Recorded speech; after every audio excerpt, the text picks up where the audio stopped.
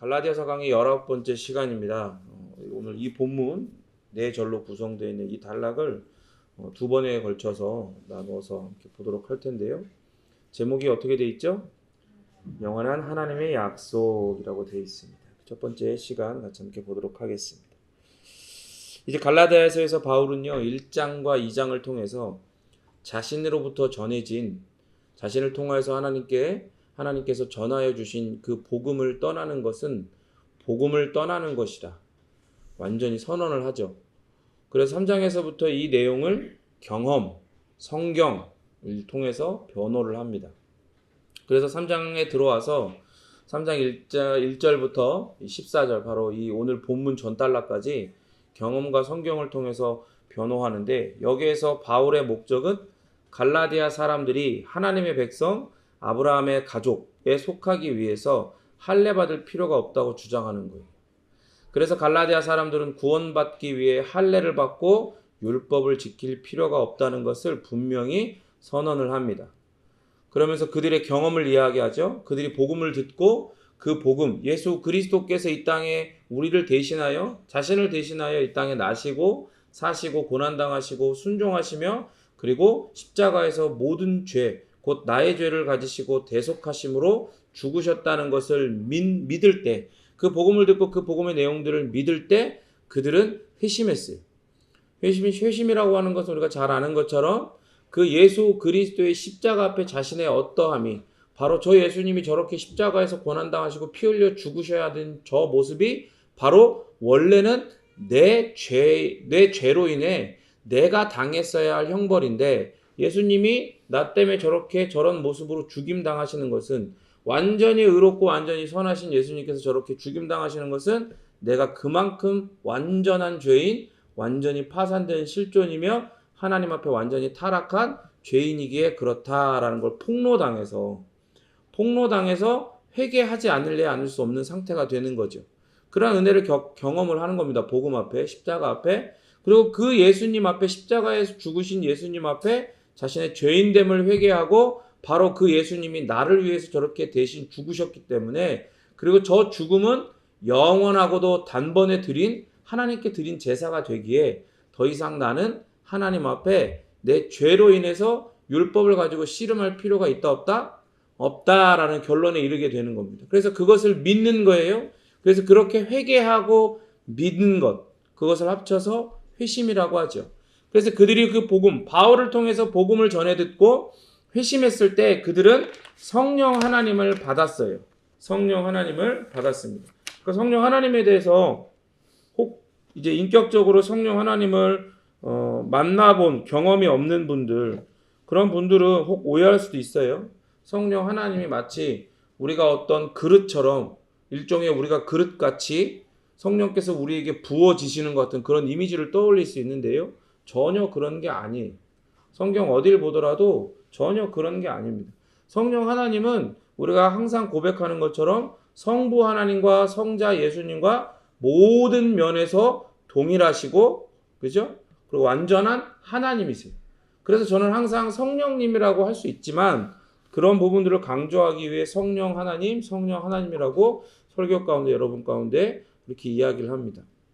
성령 하나님께서 성령 하나님을 받았다라고 하는 건, 그 성령 하나님께서 이 갈라디아 사람들, 복음을 듣고 회심을 경험한 사람들에게, 그들에게 인격적으로 찾아오셨다는 얘기예요. 그리고 그들과 함께 거하여 주신다는 이야기입니다. 그래서 이것은 성령 하나님이 곧 사람이 하나님의 백성에 속한다는 것, 그리고 하나님의 종말론적 약속들이 성취되고 있다는 표시예요. 무슨 말이냐면, 성령 하나님이 그들에게 오셨다라고 하는 것, 그들에게 성령 하나님이 부어졌다라고 하는 건, 그 부어졌다라고 하면 이제 여러분들 잘 이해하셔야 돼요. 그건 어떤 성경의 어떤 표현인 거지, 정말 어떤 에너지나 기운처럼 부어지는 게 아니에요. 그래서 성령 하나님께서 우리에게 오셨다라고 하는 건, 그것을 받은 성령 하나님이 찾아온 사람이 곧 하나님의 백성이 되었다는 그런 증거가 되는 겁니다. 그리고 그 성령 하나님이 오셨다라고 하는 건 이제 구원의 역사 가운데에 이미 예수님이 이 땅에 오심으로 말미암아 시작된 종말, 종말은 어느 한 지점에서 빵 하고 터지는 게 아니라 이미 예수님께서 처음 이 땅에 오셨을 때부터 시작이 된 거예요. 그러나 아직 완성은 되어지지 않은 거죠. 그래서 그 완성이 되어지는 날이 바로 종말의 때, 성경에선 헬라어로 파루시아라고 합니다. 그래서 그 종말 가운데에 하나님께서 하나님의 백성들 가운데 복음을 통해 예수 그리스도를 통해 그리고 성령 하나님을 통해 주시겠다라고 하신 모든 약속과 복들을 그들에게 주셨다는 증거가 되는 거예요. 뭐가요? 성령 하나님이. 그죠? 그러니까 성령 하나님을 그들이 받았다라고 하는 이 경험은 더 이상 그들이 구원을 위해 율법을 지킬 필요가 없다는 것. 그러니까 구원을 위해 율법을 지킬 필요가 없는 거예요. 어떤 삶의 아름다움, 하나님 나라 백성의 삶의 아름다운 기준으로서의 율법이 아니라 자기가 구원 받나 안 받나의 기준으로서 율법을 지킬 필요가 없다는 것을 그 성령 하나님이 함께 하심을 통해 깨달을 수 있는 거죠.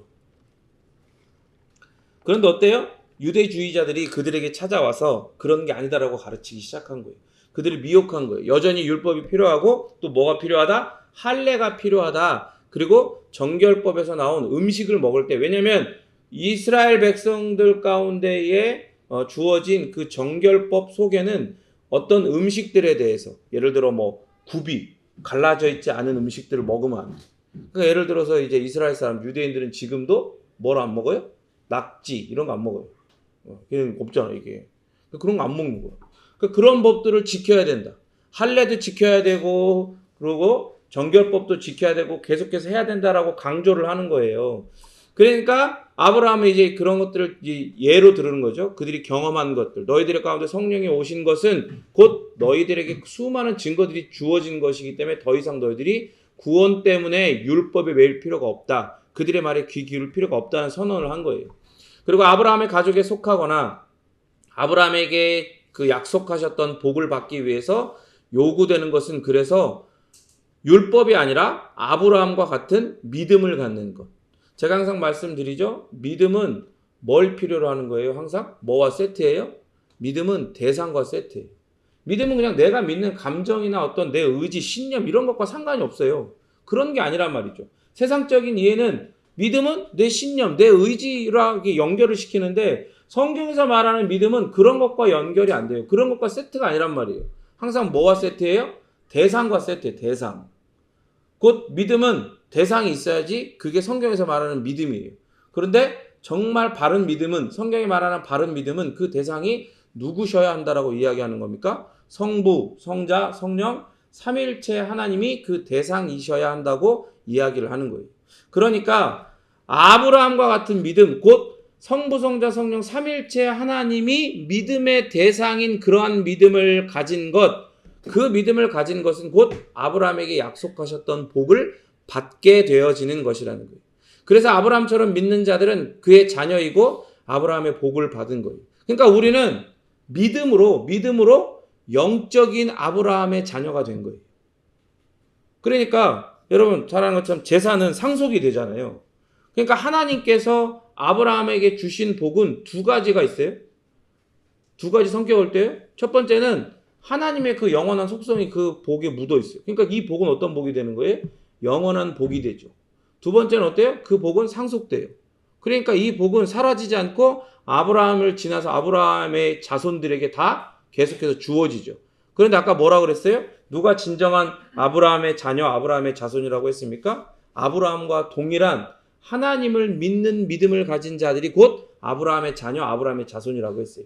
그렇게 아브라함과 동일한 대상, 곧 하나님을 그 대상으로 하는 바른 믿음을 가진 자들은 아브라함의 자녀, 아브라함의 자손으로 하나님께서 보아주시고 그런 그들에게 아브라함에게 주셨던 복을 계속해서 되물림하도록 인도해 주신다는 거예요. 그런데 반대로 율법의 행위로 의로워지려는 자들이 있어요. 그런 자들은 어떻게 되는 거예요? 그럴 수도 있지. 오해할 수도 있어. 이 정도로 끝나는 게 아니라 그런 자들은 저주를 받는다라고 바울은 선언을 해요. 그들은 율법이 요구하는 것을 행할 수 없기 때문에 의로워지는 것은 행위가 아니라 믿음으로 말미암기 때문에 바울은 그 이야기를 하는 거예요. 그러니까 의로워지려고 하는데 그 수단을 믿음이 아닌 그 율법, 자신의 행위를 거기다 갖다 들이대는 건 곧 어떤 거냐면 실수였어요. 그렇게 변명할 수 있는 수준이 아니라는 거예요. 그것은 곧 이런 거예요. 내가 이만큼 했으니까 하나님 나한테 의 줘야 되지 않겠어요? 감히 하나님 앞에 따지고 들고 하나님 앞에 뭐 하자는 거예요? 거래를 하자는 거예요. 그 이야기는 곧 뭐냐면 하나님이 예를 들어, 이건 그냥 예를 드는 거예요. 하나님은 우리와 물리적으로나 영적으로 완전하게 구별되시죠. 이걸 거룩하다라고요. 그런데 그렇게 의로워지기 위해 내 행위, 율법 등을 수단으로 삼는 건 뭐 하자는 거예요? 내가 실제로 전혀 그런 게 아닌데도 불구하고 나를 하나님처럼 같은 선상에 놓는 거예요. 나를. 그러니까 곧 그 얘기는 뭐예요? 하나님의 눈에 그게 뭐로 보여요? 우리도 그렇게 생각을 하건 고백을 하건 그런 것과 상관없이 무의식적으로나마 우리 스스로를 어떻게 여기는 거예요? 나는 하나님과 동등한 존재가 될 수 있다고 생각을 하는 거다 이 말입니다. 그러니까 이게 굉장히 무서운 거죠. 하나님은 이 모든 것들을 꿰뚫어 보시고 바울을 통해 선언하세요. 율법의 행위로 의로워지려는 자, 그들은 다 뭘 받는다? 저주를 받는다.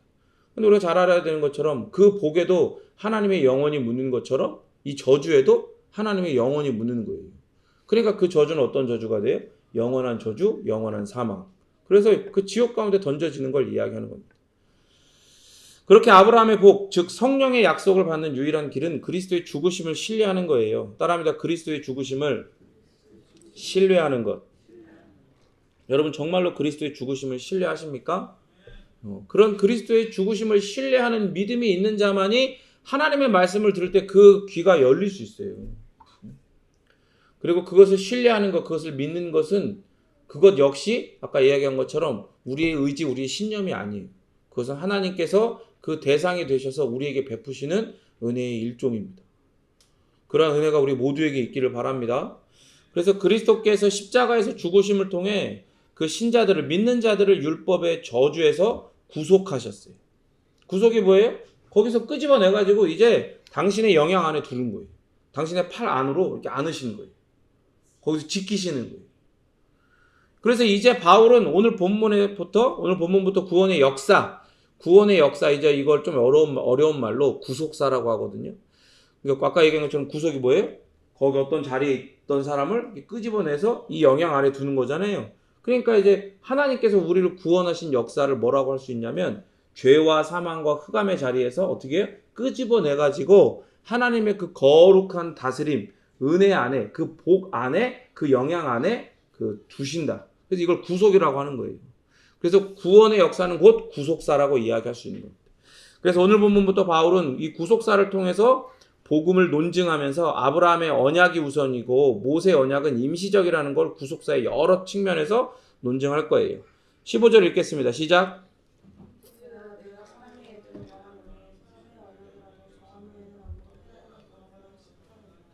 처음부터 갑자기 그 논조가 달라지죠. 이제 그 2장쯤에서부터 뭐라고 했어요? 갈라디아 사람들이 답답한 거예요. 그러니까 갈라디아 사람들 거기에 미혹당하는 거. 그러니까 예수 그리스도께서 바울을 만나주시고 바울로 하여금 회심케 하시고 그에게 복음을 가르쳐 주셨어요. 계시해 주셨단 말이에요. 그래서 바울이 그 성령 하나님을 받고 그렇게 충만하여서 그 복음을 확신함으로 그 복음을 사람들한테 전하고 가르쳤어요. 특별히 갈라디아 지역에 와서 또 사람들을 복음을 전하고 사람들에게 복음을 전하고 그 복음을 듣고 회개하고 믿겠다 나온 사람들에게 세례를 주고, 그죠? 그래서 그들이 성령을 경험하고 성령이 그들과 함께 하시고 이런 모든 놀라운 은혜의 경험들을 같이 함께 했단 말이에요. 근데 그들이 어떻게 되는 거예요? 유대주의자들이 와가지고 야, 다 좋은데 율법은 여전히 필요한 거야. 그래서 그들을 막 꼬시는 거예요. 그러니까 이 사람들이 이제 막 믿기 시작한 사람들인데 자기들이 정통파라고 우리가 하나님을 먼저 믿었다라고 이야기하는 유대인들로부터 또 유대주의자들이 이렇게 나온 거 아니에요? 그런 자들이 와가지고 자기들을 꼬시니까 그런가 보다 하고 거기 귀를 기울이고 미혹당하기 시작한 거죠. 그러니까 바울이 볼 때 그게 너무 답답한 거예요. 그래서 뭐라 그래요? 강하게 그들을 책망하며 형제들아, 처음에 1장에서 형제들아 그랬다가 2장에서 뭐라 그러냐면 이 갈라디아 사람들아 이렇게 이야기하는 거예요. 제가 전에도 설교 때 얘기한 것처럼 제가 이제 우리 아이들 하윤아, 하민아 이렇게 부르다가 이하민 하민 딱 깨져 깜짝 놀라잖아요. 이렇게 하는 것처럼 그러면 깜짝 놀라는 거죠. 나를 혼내는구나. 그러니까 이제 바울이 그런 느낌으로 갈라디아 사람들아 이렇게 얘기한 거란 말이에요. 근데 3장에 와서 다시금 형제들아라는 표현을 써요. 그러니까 여기서는 어떤 그 책망의 대상이 갈라디아 사람들이라기보다 그 모든 화살이 이제 누구에게로 돌아가겠어요? 유대주의자들 향해 돌아가고, 이들에게는 이미 하나님께서 그 성령 하나님을 통하여 복음을 통하여 주셨던, 이들이 이미 가지고 있으나 흔들렸던 그 놀라운 약속과 은혜들에 대해서 다시금 일깨워주는 또 그런 게 느껴지는 표현인 거예요. 아, 이런 게 쭉 앞으로 나오겠구나 하는 거죠. 그러면서 유대주의자들이 갈라디아 형제를 미혹할 때 사용하는 논리를 드러내면서 그걸 부숴요. 유대주의자들은 아브라함이 믿음으로 의롭다함을 받았다는 그 바울의 주장에 동의해요. 그것을 싫어하는 게 아니에요, 여러분. 동의한다니까요. 왜냐하면 구약 성경에 그렇게 나와 있으니까. 문자적으로도 그렇게 나와 있어요. 아브라함이 믿음에 그것을 그의 의로 여기셨다라는 표현이 모세오경 구약에도 나와 있으니까. 그런데 그것을 동의하면서도, 그런데 봐라, 율법이 등장하지 않았느냐. 아브라함을 지나 아브라함과 이삭과 야곱을 지나 또 야곱의 또 12 그 아들과 그 모든 족속이 거기 가가지고 그 집안이 요셉을 따라 하나님의 그 안배하심을 따라서 그 애굽에 이집트에 정착하고 거기서 430년이 지나 그렇게 거대한 민족이 되고, 거기를 또 모세를 통해 탈출하게 하시고, 그리고 탈출한 그들을 시내산에서 너희는 내 백성이다라는 언약, 계약을 맺으시며, 모든 나라에는 헌법이 필요한 것처럼 그들에게 십계명이라고 하는 율법, 이스라엘이라고 하는 나라의 하나님의 그 다스림이 가득한 하나님의 백성이라고 하는 그들을 다스리는 독특한 헌법인 율법을 주시지 않았냐. 그 이야기를 하면서 곧 율법이 등장한 건 구원의 근거도 바뀌었다라고 주장을 하기 시작한 거죠. 그러나 바울은 어떤 것도 하나님께서 아브라함에게 하신 언약을 바꿀 수 없다는 것을 일상의 예를 들어서 지금 오늘 이 본문을 통해 논증을 하는 거예요. 바울은 여기서 말하죠. 한 사람의 예대로 말하느니 사람의 언약이라도, 언약은 뭐냐면 우선 이게 커버넌트, 계약이에요. 근데 계약인데 여기 논조를 살펴보면 유언과 같이 해석이 될 수 있어요. 그래서 유언, 한 사람의 유언, 즉 법적 효력을 갖는 계약이잖아요. 그래서 언약이, 그 유언이 공식적으로 정해지면 그것은 누구도 바꿀 수 없게 된다는 것을 말을 하고 있어요. 내용을 추가하거나 그 내용의 일부를 무효화하지도 못해요. 인간의 계약이 이런데 심지어 하나님께서 맺으신 언약은 더욱 그렇지 않겠는가라고 바울은 주장을 하는 거죠. 어떤 변화가 일어나더라도 하나님의 언약은 항상 불변해요. 그러니까 이제 우리가 봤을 때 이 구원의 역사 가운데서 아브라함을 하나님께서 만나신 시점이 있었어요. 그리고 그에게 약속을 주시죠. 언약, 계약을 하신단 말이에요. 근데 시간이 지나서 모세를 통해 이집트에서 이스라엘 백성들이 탈출하고 시내산에서 계약을 맺었어. 그 율법이 주어졌어. 그렇죠?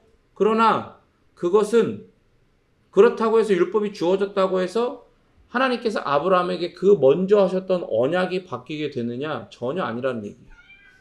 그것을 우리가 삶에서 경험하는 일상의 예를 들어 지금 오늘 여기서 말하는 유언과 같은 법적 효력을 갖는 계약 같은 것을 들어서 논증을 하는 거예요. 바울은 한 사람의 유언, 즉 법적 효력을 갖는 계약, 언약이 공식적으로 정해지면 그것을 누구도 바꿀 수 없게 된다는 것을 말을 하고 있어요. 그러니까 보세요. 학자들은 이 언약, 이 유언이 이런 얘기를 해요. 이게 로마의 스타일인지 그 당시 이제 헬라 문화가 지배하고 있으니까 헬라의 스타일인지 혹은 구약에 나온 스타일인지 그 의견이 분분한 거예요.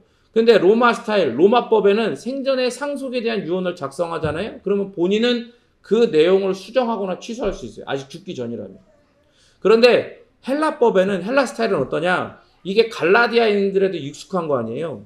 이게 헬라 이제 문화에 있으니까. 이게 유언장이 작성되어서 어디에 보관하냐면 기록 보관소에 거기 딱 그냥 등록을 해놔. 그렇게 되면 그건 본인조차도 바꿀 수가 없게 돼요. 그런데 중요한 건 뭐냐? 이 스타일이냐 저 스타일이냐 이게 중요한 게 아니라 바울이 말하고자 하는 건 뭐냐면 유언 작성자가 그 유언장의 내용을 변경할 수 있냐 없냐 이게 아니라 작성자에 의해서 그 내용이 바뀌지 않는 한 그 내용은 어떻다는 거예요? 유효하다? 무효가 된다? 뭐예요? 전자예요? 후자예요? 뭐예요? 전자라 이 말이에요. 유효하다 이 말이에요. 작성자가 그 내용을 바꾸지 않는 한 그것은 바뀌지 않는다는 얘기를 하는 거예요. 그건 로마 스타일이든 적어든 어떤 스타일이건 간에 작성자가 유언을 바꾸지 않았는데 어떻게 이게 바뀌어? 안 바뀐다는 걸 그걸 이야기하는 거예요. 그러니까 하나님께서 우리와 맺은 언약을 변경하실 수 없다. 아니 변경하시지 않는다. 이 이야기를 하는 거예요. 생각해 보세요. 하나님께서 하나님 당신의 이름을 담아 내 언약이라고 하시거든요. 제가 여러 번 강조하잖아요. 성경 구약을 보면 하나님은 여러 곳에서 너와 나의 언약이라고 안 해요. 이 아브라함과 맺은 이 언약을요. 너와 나의 언약이라고 안 하고 아예 그 전부터 내 언약이라고 하신단 말이에요. 그 이야기는 뭐냐면 그 안에 당신의 모든 성품과 속성을 담아 맺으신 계약이라는 거예요. 그러니까 우리가 잘 아는 것처럼 하나님의 그 성품을 그 웨스트민스터 소유리 문답 사문 사답은 뭐라고 하고 있어요? 하나님의 성품 마지막 세 가지가 뭐예요? 무한하고 영원하고 불변하시다고요. 그러면 하나님의 약속, 하나님의 계약은 하나님이 말씀하신 내 언약, 내 계약은 무한한 계약이고 영원한 계약이고 불변하는 계약이 되는 거예요. 그것을 사람이 바꿀 수가 없어요. 만약에 하나님보다 더 뛰어난 존재가 있다면, 모든 면에서 더 뛰어난 존재가 있다면, 그러면 그 계약을 바꿀 수가 있겠죠. 그러나 우리가 잘 아는 것처럼 하나님보다 더 뛰어난 존재는 있을 수 없다 이 말이에요. 실제로도 하나님은 아브라함의 인생을 이렇게 드리블 해가세요. 당신께서 원하시는 그 믿음의 자리 가운데 이렇게 드리블 해가신단 말이에요. 왜? 하나님은 아브라함을 믿음의 조상으로 부르셨거든요.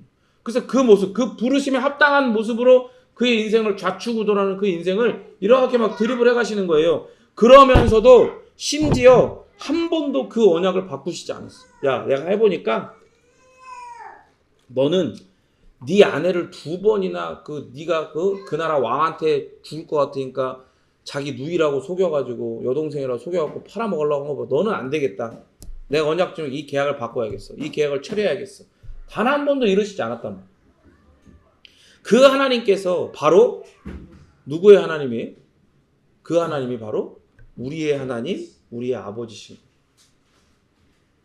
옆 사람 보면서 얘기해. 당신의 하나님, 당신의 아버지십니다.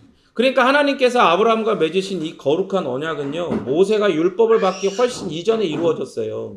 그 언약은 그렇기 때문에 자체로 변경되거나 무효화될 수 없는 구속력이 있는, 법적 효력이 있는 약속입니다. 창세기 12장에서 하나님은요, 아브라함에게 새로운 땅에 가서 거기서 거하면서 위대한 민족을 이루고 복을 받고 큰 이름을 갖게 될 것이고 아브라함 너를 통해 세상의 모든 족속이 복이 될 거라고 약속을 해주셨단 말이에요. 그러고서 창세기 15장에서 그 후사에 대한 자손에 대해서 약속하시면서 너의 후손이 셀 수 없이 많을 거고 땅을 유업으로 땅을 그러니까 유산으로 받게 될 것이다 약속을 하신단 말이에요.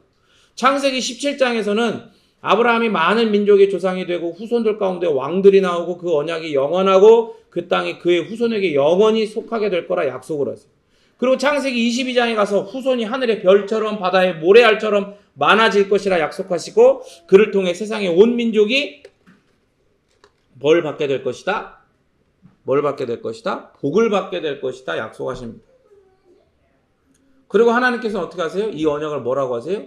내 언약이라고 하시면서 당신의 그 언약을 지켜가시는 거예요. 무한한 권능과 불변하는 지혜로 당신의 약속이 그 어떤 것으로도 심지어 계약 당사자인 아브라함의 연약함에도 허물에도 죄악에도 방해받지 않으시고 그것을 지켜가시는 걸 보여주신단 말이에요. 그러니까 여러분 창세기에서 아브라함뿐만이 아니라 그 이 하나님의 그 언약, 이 계약 가운데 속해 있는 수많은 아브라함의 그런 자손들이 나온단 말이에요. 그런 사람 나올 때 우리가 거기서 뭘 깨달아야겠어요?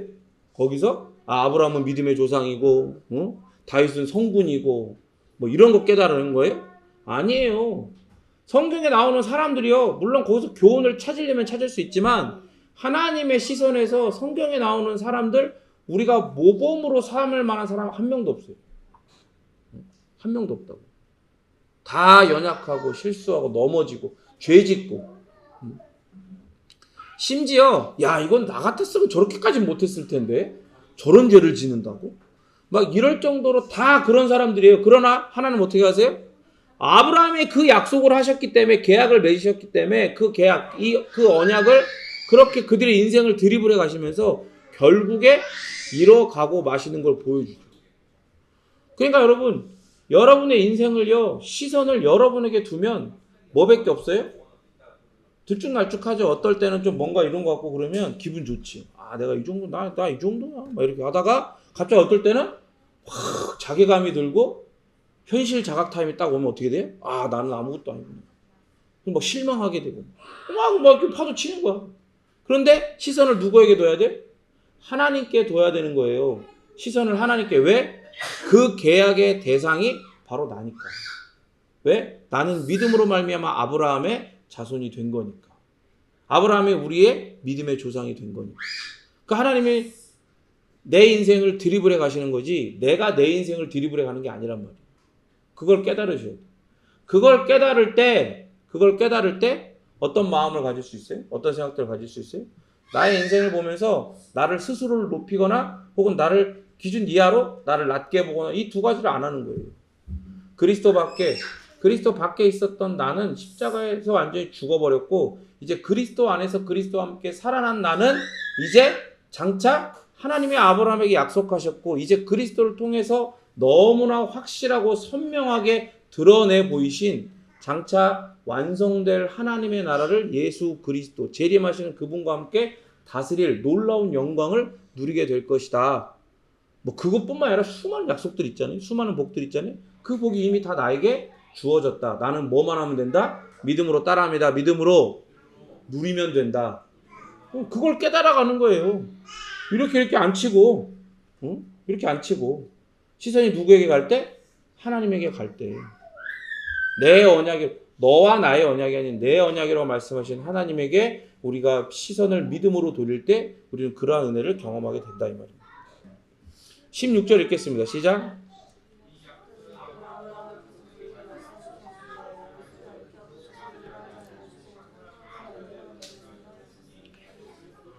아멘. 이 구절의 핵심은요. 아브라함이 하나님께 받은 이 약속들이 아브라함과 그 자손에게 말씀하신 거라는 거예요.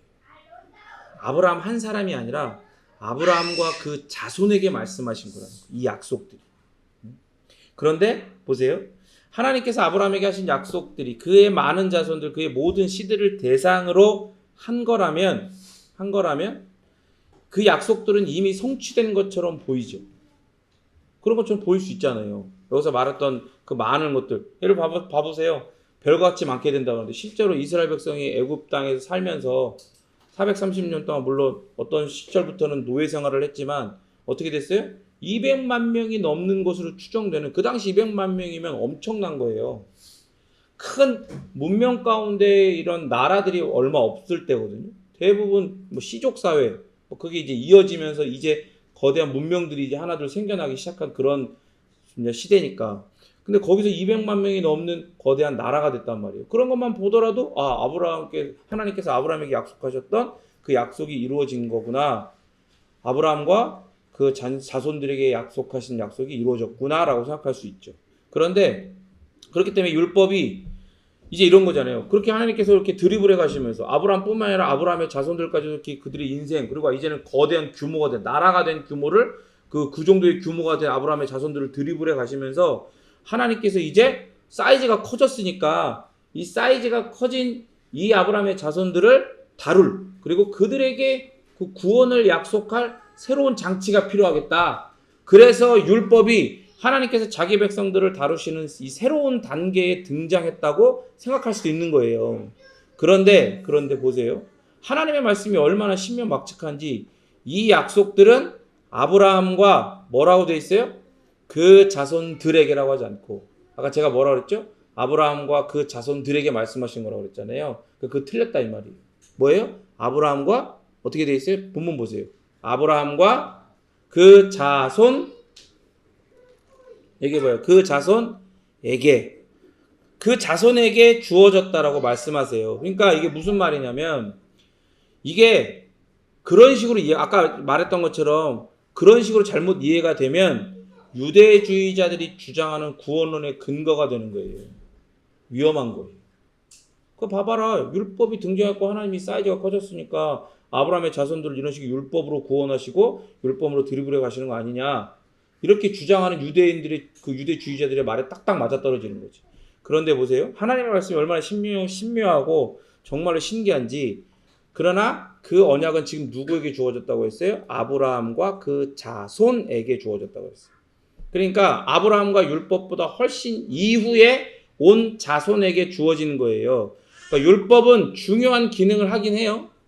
율법은 중요한 기능을 해요. 왜? 하나님 나라의 헌법 같은 거니까. 하나님 나라 백성이 어떻게 아름다운 삶을 살 수 있는지를 보여주는 가이드라인 같은 거니까. 정말 중요한 거죠. 그렇지만 믿음의 은혜로 받는 구원은 시간이 창조된 순간부터 마지막 심판 때까지 하나님의 약속으로서 주어진 거예요. 내가 어떻게 널 구원하겠다? 창세기 3장 15절 이따도 얘기하겠지만 아담과 하와가 함께 범죄해서 타락했던 그 지점에서 너희들이 율법을 내가 새롭게 나중에 너희들이 사이즈가 점점 커지면 너희들한테 율법이라는 구원의 도구를 줄 거야 라는 약속을 하신 게 아니라 어떤 약속을 했어요? 여자의 후손이라고 한 명 딱 찍어가지고 후손들이 아니라 여자의 후손 한 명 딱 찍어서 그를 보낼 거고 그가 뱀의 대가리를 깨버릴 거고 그 뱀은 어떻게 해요? 그 여자의 후손의 발꿈치를 상하게 할 거다. 십자가에서 대속적인 죽음을 죽게 될 거다. 그 이야기를 하시는 거란 말이에요. 복음을 주신 거란 말이에요. 그러니까 믿음의 은혜로 받는 구원. 그러니까 구원은 시간이 창조된 그 순간 창세기 3장에서부터 마지막 심판 때까지 오로지 하나님의 약속으로 그 언약으로 구원받는 거예요. 그 언약을 믿는 믿음으로 구원을 받는 거예요. 절대 율법으로 받는 게 아니라고요. 언어학자들은 씨라고 했으니 그게 복수일 수 있다 주장하는. 그러니까 뭐라고 돼 있어요? 자손, 씨. 그러니까 이걸 이런 거잖아요. 어떤 다수를 이야기하는 그런 대명사다. 그런 것처럼 자손을 이야기한 거다라고 이야기하지만 뭐예요? 본문에서 바울은요. 이 본문을 살펴보면 헬라어 원어를 연구해 보면 확실하게 자손은 단수로 사용했어요. 이 자손이 뭐냐면 스페르마. 그러니까 단어는 똑같아요. 자손 혹은 자손들 똑같거든요. 그런데 전체를 살펴보면 확실하게 바울은 여기서 단수로 이야기합니다. 그러니까 사람이 많아졌고 사이즈가 커져가지고 하나님이 율법이라는 새로운 구원의 방법을 제시하는 게 아니다라는 거야. 아니다. 뭐다? 이 약속들은 오직 누구에게 이야기한 거다? 아브라함한테 이야기했고 그리고 장차 창세기 3장 15절에 이미 이야기했던 여자의 후손으로 올 메시아 구원자 그 한 사람 그 자손에게 말씀하신 거라는 말이에요. 그래서 여러 명을 가리켜 자손들이라 하지 아니하시고 오직 한 사람을 가리켜 너의 자손 아브라함 너의 자손을 통해 내가 이 놀라운 복을 이제 완성하고 성취할 거야 라고 이야기하셨다는 거예요. 그러면서 뭐라고 해요 바울이? 곧 그가 누구다? 그리스도시다. 예수님이시다. 그 이야기를 하는 거예요. 그러니까 유대인들은요. 하나님의 약속이 한 사람 즉 메시아를 통해 성취될 거라고 항상 믿었어요. 항상 믿었어요. 어서 오세요. 반갑습니다. 저기 앉아. 옆에 앉으세요. 여러분 생각해 보세요. 그러니까 유대인들은 하나님의 약속이 한 사람 즉 메시아를 통해 성취될 거라고 항상 믿었고 그냥 그래 그런 거지라고 하는 정도가 아니라 그들이 그렇게 다윗과 솔로몬 시대를 거칠 때나 또 그 이후에 상황적으로나 환경적으로 다른 나라 가운데 압제를 당하고 있을 때나 항상 심지어 예수님 시대 로마의 압제 속에 있을 때도 식민지 속에 있을 때도 그들은 항상 메시아를 어떻게 했냐면 따라합니다. 대망했단 말이에요. 대망. 정말 그 어떤 것보다도 가장 크게 그 메시아가 오시기를 대망한 거예요. 거대하게 간절히 소원했다 이 말이에요. 그래서 이걸 메시아 대망 사상이라고 그래요. 그래서 제가 예전에 그 신학교 학부 있을 때 1년 선배 이름이 목사님 아들이었던 것 같아요. 김대망이 있었어요. 김대망. 그러니까 그분이 이제 그 아버님이 이걸 안 거죠. 신학을 하시면서 메시아 대망 사상. 너 첫째 아들 너는 김대망이야. 김대망. 대망이 형 그랬어. 그냥 대망이 형 부르면서. 근데 그때는 난 잘 몰라가지고 그게 무슨 말인지 몰랐어. 나중에 알았죠. 근데 보세요 여러분. 제가 얘기했죠. 믿음은요.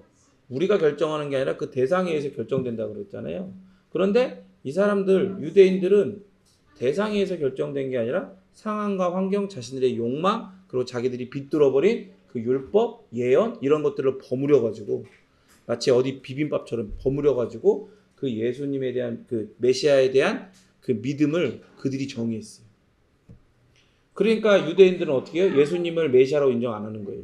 그래서 유대인들은 지금도 그들을 구원할 메시아가 아직 오지 않았다, 이제 올 것이다 믿고 있어요. 지금도 기다리고 있어요, 유대인들은.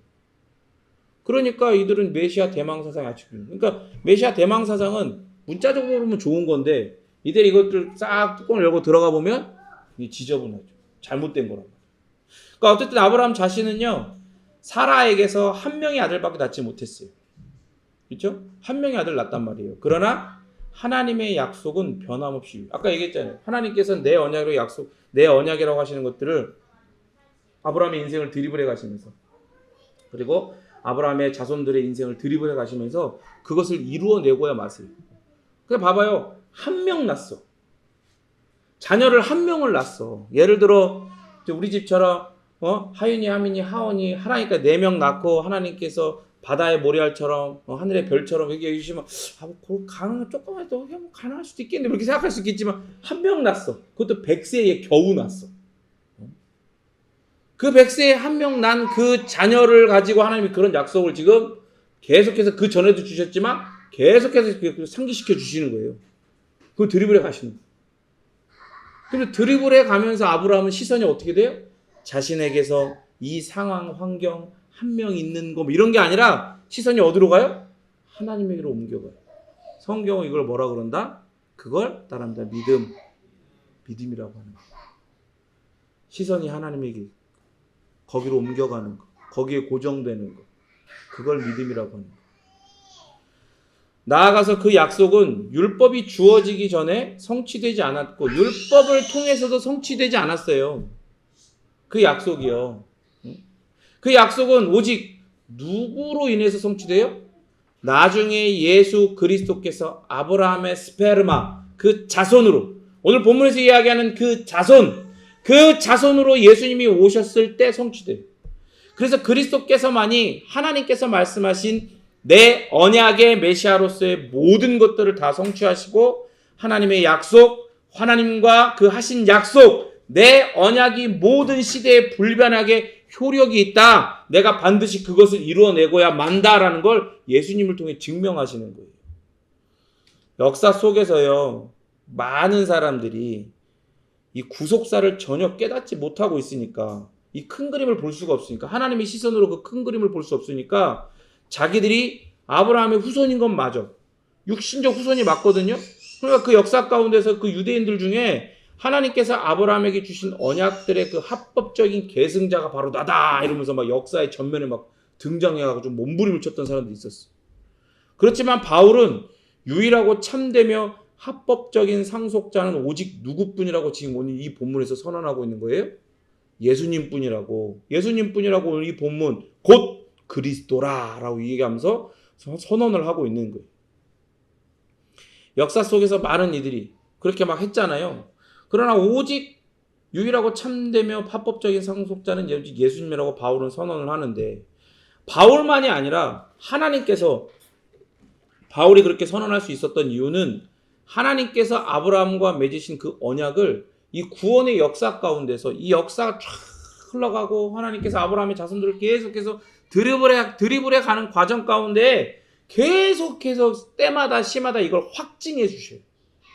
막 흔들려가고 넘어져가고 다른 나라에 팔려가고 막 나라가 분해되고 성전도 다 부서지고 막 그런 막 수많은 일들, 물론 그렇다고 해서 그들이 피해자인 것 같지만 사실 뭐예요? 그 모든 것들은 그들이 스스로 자초한 거. 자신들의 죄악 때문에, 이스라엘 백성들의 죄악 때문에 그 모든 것들을 자초했죠.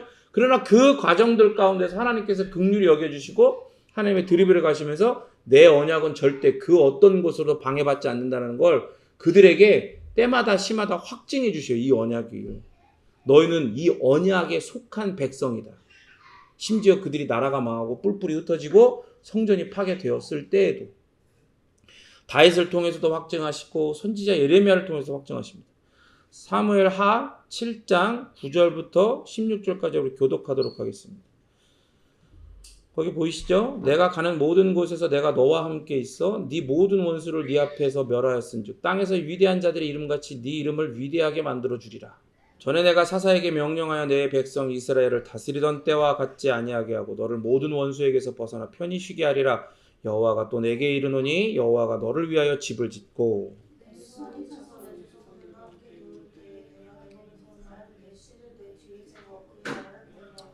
그는 내 이름을 위하여 집을 건축할 것이요 나는 그의 나라 왕위를 영원히 견고하게 하리라.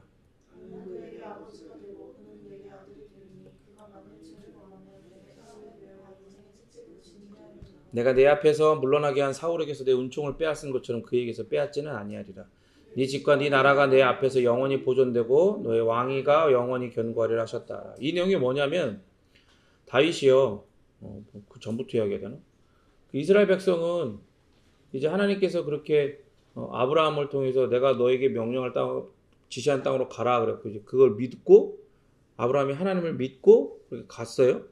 그리고 어쨌든 거기서 이제 수많은 시간이 도대체 아브라함, 이삭, 야곱을 거쳐서 아까 얘기한 것처럼 이집트의 노예가 되고 430년이 지나서 모세를 보내가지고 그죠? 탈출하게 하셨단 말이에요. 그리고 원래 아브라함에게 가게 하셨던 그 땅 가운데 그 가나안 땅으로 다시 돌아가게 하세요.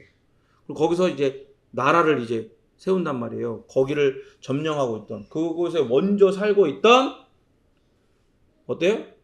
거기에 있던 가나안 족속들을 다 몰아내고 하나님을 알지 못하는 그들 그죠? 그들을 몰아내고 거기에 이제 그 민족들이 그 12지파가 다 땅을 가지고 나눠 가지고 살아가게 하신단 말이에요. 그런데 이 이스라엘의 왕은 누구예요? 이스라엘 다스리는 왕은 누구예요? 하나님이시죠. 그렇기 때문에 다른 모든 나라들 주변에 가나안 족속들이 있는 모든 사람 다 왕이 있어. 이스라엘보다 더 볼품없고 작은 나라도 다 왕이 있어. 그런데 이스라엘은 왕이 없는 거예요. 사람 왕이 없어. 그걸 누가 다스려요? 하나님이 선지자처럼 보내시는 자가 있어요. 그 사사를 통해서 하나님께서 직접 다스리는 거예요. 그 사사를 통해 어떤 문제들을 해결하시고 어떤 책망하시고 이제 그런 이야기들이 사사기예요. 사사기. 그 사사기를 지나 이제 그들이 원하니까 하나님이 또 드리블해 가시는 거예요. 그 과정을 보여주시는 거예요. 진정한 왕은 누구밖에 없다는 것을 보여주시냐. 그들이 간절히 원하는 사람의 왕, 사람 왕은 결국 뭐다? 다 죄인일 뿐이다. 하나님이 언약을 지켜가시는 거다. 이 구원의 역사 가운데 그걸 보여주시기에 왕을 세운단 말이에요. 그래서 첫 번째 세워졌던 왕이 사울이라는 사람이었어요. 겉보기엔 되게 뛰어나고 능력 있고 지혜 있고 다 좋아. 그러나 사람은 다 의인이 없잖아요. 그죠? 죄인이란 말이에요. 왕의 자리에 앉혀놓으니까 교만해갖고 지가 하나님인 것처럼 하지 말아야 될 짓들을 해요. 심지어 하나님께서 사사를 통해 제사를 집행하시고 뭐라고 하는데 지가 막 그런 일들을 하는 거야. 하나님이 그걸 버려요. 그러고 나서 세워지는 게 누구예요? 그게 다윗이야. 이스라엘 백성들이 그렇게 성군이라고 이야기하는, 그들이 진정한 왕이라고 이야기하는 다윗이 세워지는 거예요. 그런데 다윗이 그렇게 막 그런 우여곡절 사울한테 막 죽을 뻔하니까 다윗의 인생 자체가, 그러니까 다윗은 나중에 왕이 되고서도 자기가 가장 아끼고 사랑하던 아들에게 반란을 당하고 죽을 뻔하고 막 그런 여러 인생 자체가 죽음과 싸웠어. 우리가 전도서 강의하면서 얘기했잖아요. 다윗의 인생은 그냥 죽음과 함께한 인생이야. 근데 다윗이 그렇게 막 그렇게 하고 왕이 되고 나서 성전을 짓기 원한 거예요. 자기는 너무 좋은 집에서 왕궁에 사는데 하나님의 이 집이 없는 게 말이 되냐? 그 하나님한테 성전을 짓기 원하는데 하나님께서 그걸 거절하세요. 그리고 그때 나단 선지자를 보내가지고 그에게 한 약속을 주셔요. 언약을 주시는, 계약을 하시는 장면이 나온단 말입니다. 하은아, 일어나. 떨어지지 않게 일어나. 나와, 거기서. 그럴 수 있어. 잘 모르니까. 9절에서는 뭐라고 돼 있어요? 9절에서 뭐라고 이야기하냐면, 내가 가는 모든 곳에서 내가 너와 함께 있고 네 모든 원수를 너 앞에 멸하였으니 땅에서 위대한 자들의 이름같이 네 이름을 위대하게 만들어 주겠다. 그러니까 다윗의 이름을 세상에서 존귀하게 만들어 주겠다 약속하시죠. 10절에서는 한 곳, 즉 예루살렘을 정해서 이스라엘 백성을 그곳에 거하게 해서 다시 옮기지 않고 대적으로부터 해를 당하지 않게 하겠다 약속을 하세요. 그 11절에서는 여호와께서 다윗을 위하여 한 집을 세우실 것이다. 여기서 다윗을 위한 집, 그게 뭐냐면 다윗 왕조를 이야기하는 거예요. 다윗 왕조, 정통한 왕조. 그러니까 원래는 사울 왕조가 쭉 이어져야 되는데 하나님께서 패하시고 다윗을 이제 이스라엘의 정통한 왕조로 딱 세워주시는 거예요. 그래서 그 이후에도 솔로몬이 서고 누가 이렇게 쭉 세워져요. 그리고 13절에서는 다윗의 아들이 하나님의 전을 세울 것이고 하나님은 다윗의 후손의 나라를 견고하게 할 것이다 약속하시고 하나님께서 다윗 후손의 아버지가 되고 다윗의 후손은 하나님의 아들이 될 것이다 이야기하신단 말이에요. 그리고 이 모든 말씀이 신약에서 성취되어서 나오는데 그게 뭐예요? 마태복음 1장 여러분 족보 기억나세요? 마태복음 1장 우리 강의할 때 족보 그죠? 그 족보를 보면 그 족보를 보는 순간 이스라엘 백성들은 다 알아요. 아 그동안 하나님께서 다윗에게 약속하셨던 그 언약이 여기서 성취됐네. 족보를 보니까 구원의 역사를 보니까 성취가 됐구나. 그걸 깨닫는단 말이에요. 그러니까 이게 지금 뭐냐면 이런 거예요 여러분. 하나님의 말씀이 항상 이래요. 두 개를 겹쳐서 보시거든요. 그러니까 하나님은 하나님의 전지전능하심으로 이 세상과 하나님의 구원의 역사 이 두 개를 세상 역사와 구원의 역사를 동시에 보시죠. 그렇죠? 동시에 보신단 말이에요. 그런데 사람은 그게 안 되잖아요. 그러니까 하나님이 어떤 약속을 주실 때 여기와 여기 둘 다 약속을 주실 때 이게 겹쳐 보여. 그래서 명확히 구분이 잘 안 돼요. 여기서도 다윗을 통해 하셨던 이 약속들도 사실은 누구로부터 쭉 이어져 온 약속이에요? 아브라함으로부터 쭉 이어져 온 약속을 다시 여기서 확증하시는 거예요. 그러니까 아브라함에게 주셨던 하늘의 별과 같이 바다의 모래와 같이 자손이 많게 될 것이다. 이런 약속들이 다윗의 시대에 이르러 그 구원의 역사 가운데 더 구체적인 모습으로 나라가 되고 왕조가 되고 막 이런 식으로 막 드러나는 거예요. 이 세상 역사에. 그러나 하나님은 여기 이것뿐만 아니라 또 이 여기에서 오늘 우리가 보았던 사무엘하 7장의 말씀 가운데 결국 궁극적으로 무엇을 약속하시는 거냐면 여기에서였던 잠깐 사라질 것들에 대한 약속들도 하시지만 역사 가운데 다 지나갈 것들에 대한 약속도 하시지만 결국 이 모든 것들이 누구를 통해 성취될 거라는 약속을 하시는 거예요. 결국 예수님이 이 땅에 오셔서 진짜 성취할 거다. 진짜 왕조, 진짜 왕으로서 누가 이 모든 것도 성취한다? 예수님이 그걸 성취할 거다. 근데 이거를 딱 보면 이렇게 겹쳐 보이잖아요. 겹쳐 보이니까 사람들은 그걸 딱 명확하게 깨닫지 못하는 거예요. 그런데 보세요. 하나님께서는 다윗에게 주신 언약을 통해 아브라함의 언약을 다시금 확정하고 계시고 구속사의 여정을 따라서 조금 더 선명하게 전에 얘기했어요. 구원의 역사는 마치 뭐와 같다? 그 속에는 뭐가 들었어요? 복음이 들었는데 그것을 마치 양파처럼 겹겹이 싸고 있는 거예요. 그래서 시간이 지나면 지날수록 한꺼풀 벗겨진다고 그랬죠. 그래서 그렇게 한꺼풀 벗겨서 언약을 드러내시고 계시는 거예요. 사무엘하 말씀을 통해서. 물론 다윗 자신과 솔로몬과 같은 후대에 대한 예언을 그렇게 함께 겹쳐서 그래서 어떻게 하시는 거예요? 때가 찰 때까지 언약의 선명함을 그러니까 양파를 완전히 반으로 팍 쪼개갖고 보여주시면 좋은데 그게 하나님의 뜻은 아닌 거지. 그래서 어느 정도는 감춰 놓으신 거예요. 그리고 나서 또 시간이 지나가지고 어떻게 돼요? 예레미야를 통해서 새 언약이라는 걸 말씀하세요. 같이 함께 예레미야 31장 읽겠습니다. 여호와의 말씀이니라 보라 날이 이르리니 내가 이스라엘 집과 유다 집에 새 언약을 맺으리라.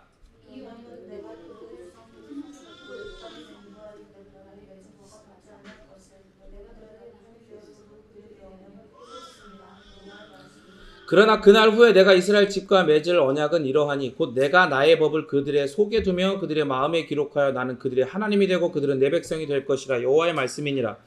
그들이 다시는 각기 이웃과 형제를 가리켜 이르기를 너는 여호와를 알라 하지 아니하리니 이는 작은 자로부터 큰 자까지 다 나를 알기 때문이라. 내가 그들의 악행을 사하고 그 죄를 기억하지 아니하리라. 여호와의 말씀이니라. 여러분 보세요. 예레미야 당시는 어떤 시대냐면요. 이제 솔로몬 이후에 나라가 반으로 쪼개져요. 나라가 마치 우리나라처럼 남한 북한을 나뉜 것처럼 북이스라엘과 남유다 왕국 두 개로 나뉘거든요. 그러나 이제 정통한 왕조는 남유다겠죠. 그런데 이제 그 당시에 어떻게 되냐면 이미 우상숭배한 그런 죄의 결과로 인해서 썩을 대로 썩어가지고 북왕국 이스라엘은 아수르라는 거대한 나라에 멸망당해버려요. 그리고 남왕국 유다도 이제 바벨론이라고 하는 거대한 제국에 굉장한 압박을 당하고 있는 그런 상황이에요. 그리고 나중에 좀 지나면 결국 여기도 다 그냥 싹 다 멸망당하고 성전도 다 무너져버려요. 그런데 그런 상황이 있었어요. 압박당하고 있는 바벨론으로부터 압박당하고 있는 상황이 있었을 때 남유다 역시 곧 멸망할 거다라는 경고를 예레미야 선지자를 보내고 해요. 근데 그 예레미야 선지자 말고 왕궁에는 수많은 거짓 선지자들이 있었어요. 지들이 뭐 어떻게 했는지 몰라도 자기가 선지자래. 그런 사람들이 막 왕을 막 둘러싸고 다 거짓말하는 거야. 아 우리가 하나님의 백성이니까 절대 죽지 않는다 이러면서 막 하나님 지키신다 막 이러면서 거짓말하고 막 근데 그 중에 예레미야만 아니라는 거야. 예레미야만 하나님이 세운 선지자거든요. 그래서 뭐라 그래요? 그들의 발행과 달리 니네는 너희의 악행으로 인해서 싹 다 멸망할 거다. 그 얘기를 하는 거예요. 그런 경고 속에 예레미야를 통해 하나님께서 오늘 이 예레미야 31장에 이 새 언약에 대한 약속을 하시는 거예요. 날이 이를 건데 하나님께서 말씀하시는 거죠. 내가 이스라엘 집과 유다 집에 새 언약을 세우리라 라는 선포를 해요. 새 언약의 내용이 뭐예요? 하나님의 말씀이 마음속에 새겨져서 하나님을 알고 하나님과 개인적인 교제를 하게 된다는 거예요. 이게 지금 무슨 말이냐면 이게 말이 안 되는 거예요. 왜? 이스라엘 백성이 이제 사이즈가 거대해졌죠? 그들에게 이제 나라가 되는 그런 과정, 내 백성이라고 하는 거죠. 율법이라는 그 헌법을 주시며 그 계약을 맺잖아요. 그 율법을 주신 하나님의 원래 의도가 있어요. 결론적으로 이야기하면 율법은 결국 뭐예요? 니네는 해봤자 그걸 못 지킨다는 거야. 그죠? 그걸 통해서 너희들은 철저하게 파산된 실존이고 완전히 타락한 죄인이기에 너희들은 아브라함에게 약속했던 너희들이 왜 아브라함의 자손이라고 불리냐? 곧 뭐 때문이다? 율법이 아니라 따라합니다. 믿음. 그 믿음이다. 그러니까 결국엔 이 율법은 뭘 보여주는 거냐? 너희들 스스로에게는 나는 이 율법을 지킬 수가 없구나. 능력도 없고 자격도 안 되네. 그러니까 곧 누구를 바라봐야 돼요? 율법이 가리키는 장차 오셔가지고 이 율법을 다 지킬 자격과 능력을 가지실 하나님이 예언자들을 통해 계속해서 선지자를 통해서 가르쳐 주셨던 그 한 아브라함의 자손, 그 한 사람, 그 사람 메시아를 기다리라는 거구나. 그러니까 제가 맨날 얘기하잖아요. 율법은 결국 뭐예요? 이정표, 내비게이션이라고. 여기서 우측으로 우회전해서 500km 가면 부산입니다. 나오는 것처럼 여기서 몇백 년 지나서 가면 예수님이 오십니다라고 가르쳐준 이정표 같은 거예요. 내 위치. 그러니까 내 위치는 지금 500km 부산에서 떨어져 있는 위치인 거 아니에요. 그렇죠? 이정표를 딱 보는 순간 내 위치가 지금 내 상황이 어떤 건지 알게 된단 말이에요. 이정표를 보면. 그러니까 율법을 대할 때마다 뭘 알게 돼요? 내가 이걸 지킬 수 없는 죄인이구나. 나는 하나님 앞에 절대 의로울 수 없는 존재구나. 이걸 깨닫는 거예요. 그래서 결국 하나님 앞에 필요한 건 뭐다? 내가 아브라함의 자손이라고 하는 건 곧 아브라함이 믿음의 조상이기에 나도 아브라함과 같은 믿음을 가져야 되는 거구나. 근데 아까 얘기했죠. 믿음은 항상 뭐와 세트라고요? 대상과 세트라고요. 그러니까 그 대상이 누구예요? 바로 오실 메시아. 그 메시아를 믿는 믿음이 나에게 필요한 거구나. 그렇게 나의 상태를 알려주고 내가 진정으로 바라야 될 게 뭔지를 알려주는 거예요. 내 도착 지점이 어딘지를 알려주는 거예요. 그게 바로 율법이에요. 근데 사람들은 어떻게 했어요? 그 율법을 우리가 할 수 있다. 우리가 선택받지 않았느냐. 이스라엘 유대인 우리는 하나님께 선택받은 민족이고 그렇기 때문에 우리는 이 율법을 다 지켜서 하나님 앞에 의롭다 칭함을 받을 수 있다. 말로는 하나님의 이름도 막 거룩하게 여기고 막 하나님 이름도 막 이렇게 막 너무 존경해가지고 하나님의 이름이 나올 때 이름을 말로 못해. 말로 바꿔. 아도나이 주인이라고 바꾸고 하늘이라고 바꾸고 하나님의 이름을 하나님이 알려주신 하나님의 이름을 알려주셨는데도 그걸 말을 못하는 거야. 그 정도로 하나님을 정말로 높이는 것 같지만 아까 얘기했죠. 율법으로 자신의 구원, 의 그런 수단으로 삼으면 율법을 그렇게 수단으로 구원과 의에 대한 수단으로 삼으면 하나님은 그걸 뭘로 보신다고요? 저주의 대상으로 보세요. 그가 진짜 의로운지 아닌지를 판단하는 대상이 아니라 저주의 대상으로 보시는 거예요. 내가 이렇게 되겠다는 건 똑같은 거거든. 그러니까 하나님이 원래 율법을 주신 의도와 전혀 다르게 이 율법을 대하고 있는 거예요. 율법은 절대로 수단이 아니에요. 목적지에 가게 하는 도구가 아니야. 그죠? 뭐예요?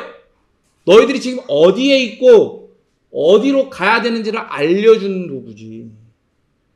근데 그걸 붙들고 여기에요 하나님 여기로 오세요. 거기로 오라는데 메시아가 거기서 서 계시고 거기로 오라는데 거기에 믿음을 드리라는데 아니에요. 율법이면 돼요. 여기로 오세요 하나님. 이러고 있는 거야. 그러니까 어떻게 되는 거야 하나님 지금 예레미야를 통해서 이 말씀을 하시는 거예요. 그런 식으로 계속 살아왔거든. 그러니까 되겠어 안 되겠어? 점점 썩는 거야. 중간중간 잠깐 정신 차리고 다시 율법을 따라 하나님을 바라보려고 애를 쓰기도 하지만 그러나 그럼에도 불구하고 그게 안 되는 거예요. 그러나 하나님은 어떻게 해요? 방해 받는다고 했어요? 방해 안 받는다고 그랬어요? 방해 안 받아. 자신의 그 언약을 결국 이루고야 마세요. 그래서 하나님이 예레미야를 통해서 이런 위기 가운데 빠져 있는, 아니 위기가 아니지, 장차 멸망이 약속돼, 멸망이 지금 눈앞에 있는 거예요. 나라의 멸망이. 그런 상황에서 하나님이 예레미야를 통해 새 언약을 주시는 거예요. 그래서 그 전에는 자기들이 생각한 거예요. 율법이 돌판에 새겨졌어. 돌판에 새겨졌어. 그렇게 주어진 거야. 그런데 새 언약을 통해서 뭐라고 하시는 거예요? 아브라함에게 주셨던 그 언약을 새롭게 더 확증시켜 주시면서, 야, 니네 하나님 내 말을 너희들의 마음속에 새겨줄 거야. 그래서 너희들 한 사람이 직접 하나님을 알고 하나님과 개인적으로 교제하게 할 거야. 원래는 어떻게 했어요? 제사장을 통해서, 대제사장을 통해서 그렇게 자기가 직접 나가는 게 아니라 그렇게 누구를 통해서 이렇게 대신 나간 거야. 대신. 제사, 제도, 율법을 통해서 대신 나갔다면. 그러나 새 언약을 통해서 봐라. 너희들에게 줬던 율법은 결국 구원과 의의 도구가 아니다. 이정표지. 이정표 끝에는 결국 그가 오셔서 아브라함의 자손, 그가 와서 메시아가 와서 다 이루어가지고 너희들이 어떻게 될 거다? 마음속에 하나님의 말씀이 복음이 새겨지고 그래서 하나님과 개인적으로 교제하게 될 거다. 그리고 백성들의 죄가 용서받고 기억도 안 할 거다. 내가 너희들의 죄를. 그 메시아 안에 있는 너희들의 죄를 내가 동에서 서, 여러분 제가 항상 얘기해요. 동에서 서가 그 말씀에 나오는 거거든요. 동에서 서가 얼마나 멀어요? 동과 서가 있죠. 동서가 있잖아요. 동서가 있으면 동과 서가 얼마나 멀어? 어떻게 멀어요? 몇만 킬로야? 무슨 말인지 잘 몰라요? 동과 서는 정반대잖아요. 그러면 동쪽에서 서쪽으로 계속 가면 어떻게 돼요? 그냥 서쪽으로만 계속 가는 거야. 계속 돌 거 아니야, 계속. 그 이게 무슨 말이에요? 무한하다는 얘기를 하는 거예요. 동에서 서가 먼 것처럼이라는 얘기는 내가 너희들의 죄를 영원히 기억지 않겠다는 얘기를 하시는 거예요. 이해가 되셨어요? 이거 얘기를 안 하니까 모르는구나. 이걸 다 얘기를 해줘야 되나, 그렇지. 그런 거예요. 그리고 기억도 안 하겠다. 그 예레미야가 말한 이 언약, 마음에 기록되고 하나님의 용서에 기초한 언약인 거예요, 이게. 응? 그래서 결국 이 새 언약은요, AD 30년경 예수님에게서 이루어지는 거예요. 십자가에 달리시기 전 마지막 식사하실 때 예수님이 뭐라고 하셨어요? 누가복음 22장 한번 찾아봐요. 누가복음 22장 20절 찾아봐. 이건 찾아야 돼. 누가복음 22장 20절. 이게 진짜 하나님께서 약속하신 게 이루어져야 될 거 아니에요. 그래 믿을 거 아니에요. 어떻게 됐나? 뭐라고 하시나? 누가복음 22장 같이 함께 한 목소리로 읽겠습니다. 시작.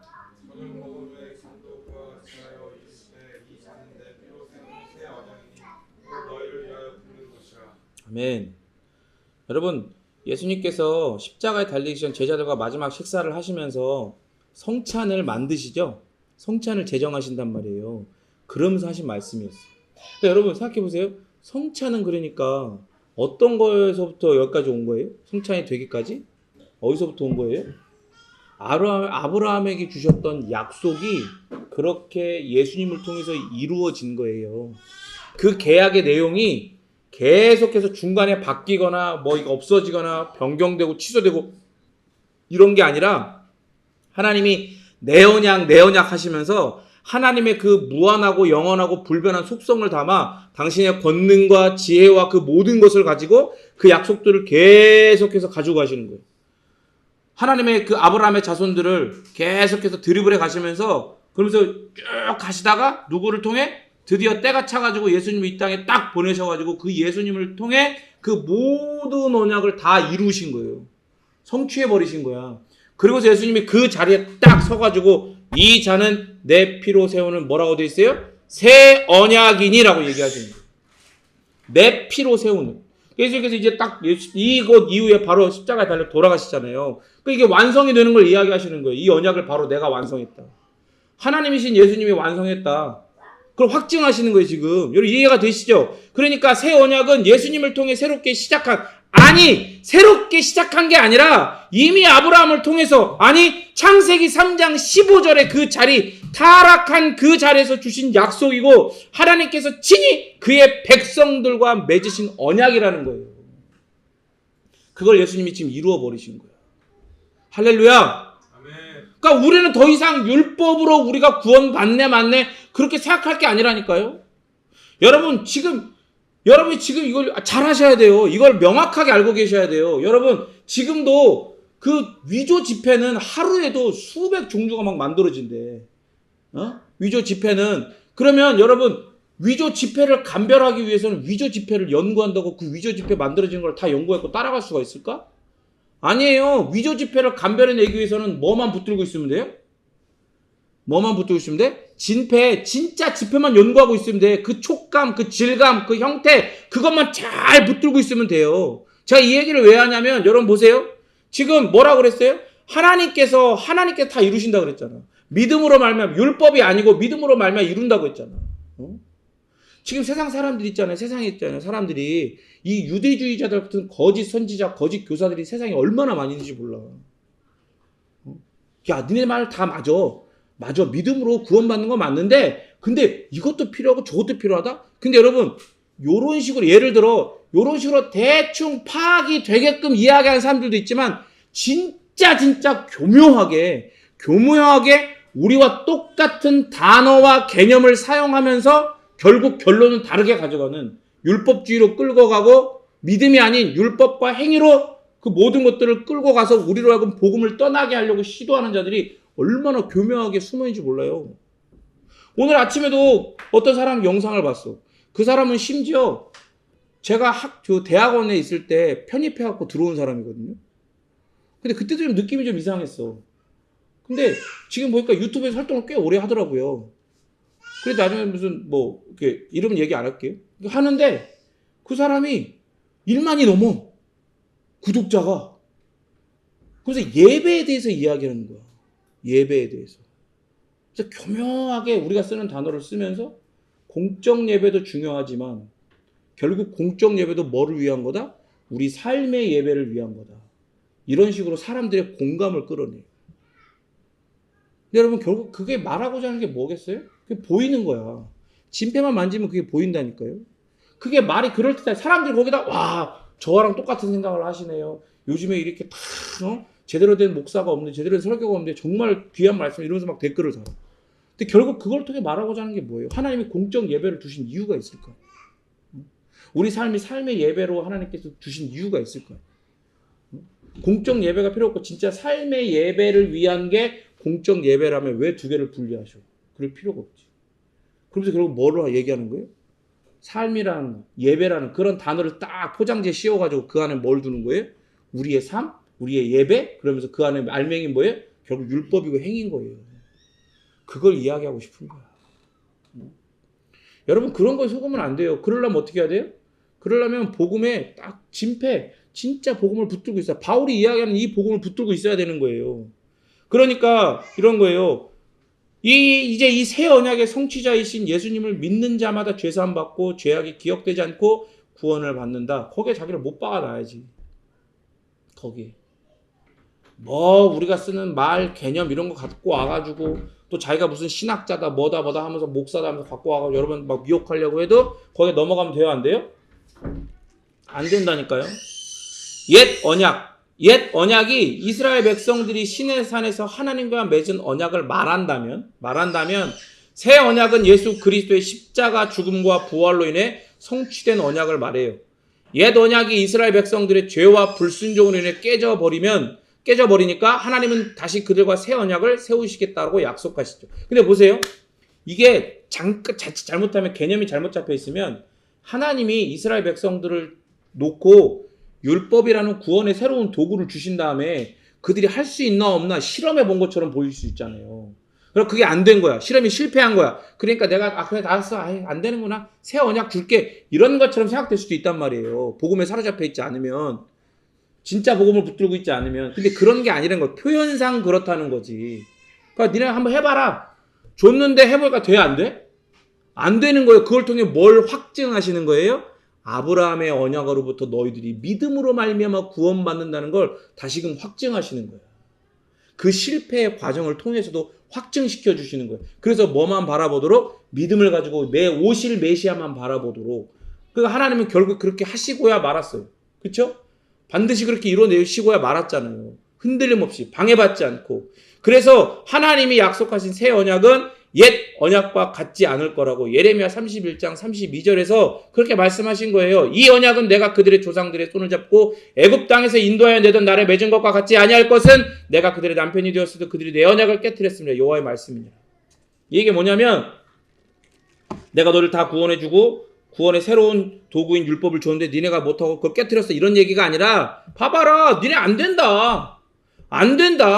그래서 내가 이런 새 언약을, 아니 이미 어디서부터? 아브라함을 통해서부터, 아니 그 이전에 창세기 3장 15절에서부터 이미, 아니 이 땅이 창조되기, 이 세상이 창조되기 전부터 내가 이미 나의 이 놀라운 영원하고 불변하고 무한한 지혜로 계획해 놓은 이 구원, 이 약속, 이 계약, 이걸 내가 너희들한테 다시금 너희들 입장에서는 새 언약처럼 보이겠지? 주는 거다. 이야기를 하시는 거예요. 여러분 이해가 되세요? 이해가 잘 안 돼요? 어려울 거야. 그냥 계속 들어. 왜요? 우리 말씀이 사람들 마음속에 새겨진다 그랬으니까. 그래서 옛 언약이 그 돌판에 새겨져 있고 언약 체결의 표시로 몸에 할례를 행하는 거예요. 남자들 몸에. 그래서 새 언약은 대신 어떻게 돼요? 이제 마음에 새겨져. 하나님을 알고 개인적인 교제를 나누게 될 거라고 했죠. 이걸 믿는 자들에게 성령 하나님께서 임하세요. 물론 그 성령 하나님께서 이미 임하셔서 그들 가운데 믿을 수 있는 믿음을 주시고, 그죠? 그들이 언약 백성으로서 그 증거로서 성령님이 그들 가운데 내주하시면서 그들 속에 거하시며 그들과 연합하여 주시죠. 그래서 어떻게 하시는 거예요? 성령님이 그 안에서부터 어떤 작업을 행하시냐, 우리 안에서 어떤 작업을 하시냐, 부패한 우리의 죄성, 옛 본성, 옛 자아, 그리고 우리 안에 불순종하는 심령의 우리의 마음과 영혼의 요소들, 우리가 부패해가지고 우리의 옛 자아, 죄성이 우리 속에서 딱 또아리를 틀고 자리 잡고, 그게 사실 뭐 인격화해갖고 그게 뭐 다른 거다 의인화하면 안 돼요. 그게 내 거야. 그 본성이 내 본성이었어. 내 본성이 하나님 보시기엔 그건 본성이라고 하기엔 뭘로 보여요? 그게 죄성으로 보이는 거예요. 그 죄성은 뭐예요? 하나님과 정반대로 가는 거예요. 완전한 성향이지. 정반대로 가는 성향. 그래서 하나님을 지워버리고 하나님을 없애버리고 내가 그 자리에 서고자 하는 성향. 그런데 어떻게 하신다는 거예요?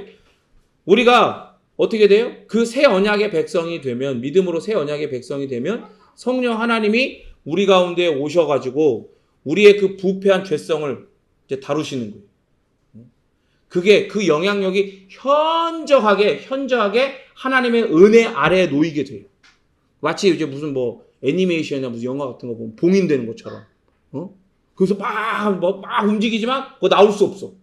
그렇게 이제 하나님의 말씀과 은혜로 다루어지는 자리 가운데 떨어진단 말이에요. 그 본질은 바뀌지 않지만. 그러고 나서 어떻게 돼요? 그 본성이 우리 속에서 우리의 영혼과 우리의 마음들을 부패시켰잖아요. 그 요소들이 여전히 우리에게 남아있단 말이에요. 그래서 그것들 어떻게 하는 거예요? 그런 성향들, 그러한 요소들, 그런 오염들을 우리 속에서 그 성령 하나님께서 말씀으로 그것들을 하나 다 수술해갖고 다 제거해버리는 거예요. 마치 암세포를 잘라갖고 제거해버리는 것처럼. 그래서 하나님의 말씀은 날카롭고 예리하여, 그죠? 사람의 관절하고서 그 심령까지도 찔러 쪼개고 남음이 있다고 말씀하는 거예요. 그래서 그런 일을 하시기 때문에. 왜? 성령 하나님의 말씀의 영으로 그 말씀의 메스를 들고 우리 안에 거하시면서 그런 작업들을 하신단 말이에요. 그러니까 여러분, 말씀을 들을 때 마음이 편할 수도 있지만 다 믿어지고 좋을 수도 있어요. 그런데 여러분 그거 아세요? 여러분 가운데 그렇게 부패되어 있고 오염되어 있는 부분들이 그 말씀으로 공격당할 때가 있단 말이에요. 그 여러분들의 마음이 불편해. 다른 생각 들어. 아이씨, 목사님 나한테 얘기하는 건가? 날 잡았네 오늘. 목사님 아주 날 잡아내. 나한테 일을 들으려고 날 잡았고. 이런 생각 든다면 그건 전혀 아니에요. 전혀. 그건 오히려 뭐에 대한 반증이에요? 성령님이 여러분 가운데 여러분의 심령에 말씀의 메스를 대고 있다는 은혜의 반증인 거예요. 여러분 마음이 불편하면 여러분 이걸 외쳐야 돼요. 할렐루야! 하나님이 살아계시다. 이걸 외쳐야 되는 거예요. 감사하다. 이걸 외쳐야 되는 거예요. 그럼 받아들여요. 성령님, 말씀의 영으로, 말씀의 메스로 나를 완전히 수술하여 주십시오. 그리고 나를 싸매고 낫게 해주십시오. 그래서 나를 맡겨드려야 되는 거예요. 내 심령을 맡겨드려야 돼요. 내 마음과 내 영혼을 맡겨드려야 되는 거예요. 그럴 때 우리 안에 우리가 뭐가 일어나요? 그럴 때 성화가 일어나는 거예요. 그걸 뭐라 그래요? 그걸 믿음이라고 하는 거예요. 그러니까 성화는 율법을 지켜서 되는 게 아니라 믿음으로 성화가 일어나는 거예요. 믿으십니까? 따라합니다. 성화는 믿음으로만 이루어진다. 왜? 맞아요. 그거예요. 그래서 그렇게 우리 심령의 요소들을 제거하여 또 자원하는 마음, 성령의 능력으로 하나님의 말씀에 순종하게 되어지는 거예요. 하나님의 말씀을 돌판에 새기지 않아도, 그러니까 어린애든 어른이든 모두 하나님을 친밀하게 알게 되는 새로운 인격으로 우리를 재창조해 가시는 거죠. 그걸 의미하는 거예요. 이렇게 옛 언약이 외적이고 임시적인 데 비해서 새 언약은 내적이고 영원한 것을 말하는 거예요. 여러분 생각해 보세요. 여기서 우회전해서 500km가 부산이에요. 목적지는 부산에 가는 거야. 그런데 누가 그 표지판 밑에서 다 왔다 여기 부산이다 그러고 있어. 그렇게 미련하고 바보 같은 짓이 어딨어요. 그죠? 그런데 옛 언약을 따르는 자들은, 그것을 주장하는 자들, 이 유대주의자들, 율법, 행위 이런 얘기하는 사람들, 아까 얘기한 것처럼 그걸 교묘하게 우리와 똑같은 단어, 그러면 심지어 그래 바울이 믿음으로 구원받는 거, 아브라함이 믿음으로 구원받았다고 했으니까 그럼 우리도 인정한다. 그러나 봐라, 율법을 주시지 않았냐? 그 율법이 새로운 구원의 도구다, 수단이다 라고 이야기하는 모든 자들은 다 멍청이야. 그러니까 멍청이라고. 가야 되는데 거기 있는 거야 지금. 500km 더 가야 되는데 거기서 여기 다 왔다 여기다 이러고 있는 거야. 너도 여기 와라. 못 지나가게. 멈춰 너도 일로 와. 이렇게 하는 거야. 그래서 옛 언약에는 형벌을 담보해서 강제적인 이행이 강요되는 거야. 왜? 이거 안 해? 야, 이거 안 지켜? 그럼 너 벌 받아. 너 구원 못 받아. 너 의 못 받아. 하나님한테 의롭다 칭함 못 받아. 너 지옥 가는 거야. 그렇게 되는 거야. 율법주의는 항상 마음에 두려움과 어려움이 있어요. 막 속박되고 구속된단 말이야. 마치 발에 막 칼을 차고 막 그렇게 막 어디를 가고 싶어도 마음대로 갈 수 없는 것처럼. 신앙생활을 막 그렇게 한다니까요. 신앙생활을. 근데 웃긴 게 뭔지 알아요? 사람이 얼마나 그 본성이, 그 죄성이 전혀 바뀌지 않았냐면, 이렇게 철저하게 이렇게 봉인되어지고 이렇게 축소되었지만 그 본질 자체가 바뀌지 않았냐면, 신앙을 그런 식으로 가르치고 그런 식으로 형성하는 공동체에 들어가잖아요. 그런 교회에 가잖아요. 저마다 다 그렇게 형성을. 목사도 그런 식으로 막 율법적으로 막 얘기하면서 막 지켜야 된다고 그러고 막 이상하게 얘기하면서 목사에게 순종하라고 그러고 막 가르쳐. 다 그런 걸 듣고 그게 신앙으로 막 다 이게 신앙이다 그러면 서로 막 그렇게 더 잘하는 사람 박수 해주고 막. 근데 그 안에 있으면 어떻게 되는 줄 알아요? 사람이 자학적이 돼. 자학적이 된다. 우리 마음판에 하나님의 말씀을 주시고 그 말씀을 우리를 수술하여 주시고 우리 심령을 거룩하게 변화되어지도록 예수님을 닮아가도록 바꿔주시는 게 아니라 그런 식으로 신앙을 형성한 사람들은 자학을 하게 돼. 그러면서 어떻게 하는 거예요? 그렇게 자기를 막 억누르고 율법 가운데 메어두고 하는 그런 걸 거기서 너도 나도 그러고 있으니까 서로를 바라보면서 그럴 때 안심한다니까요. 거기서 이게 맞는 거구나. 그러면서 자기를 막 억압하고 막 내리누르면서 그 안에서 만족과 안심을 누려요. 여러분 이게 얼마나 웃겨요. 아까 얘기했잖아요. 그 표지판 밑에서 막 죽어가는 거야. 안 가고 표지판 밑에서 죽어가는데 거기서 서로 같이 죽어가니까 우린 여기가 맞나 보다 이러고 있는 거야. 좋다 이러고 있는 거야. 바울은 이야기하는 거야. 거기는 복음이 있다 없다? 그건 복음이 없다. 거긴 복음이 아니다 얘기를 하는 거야.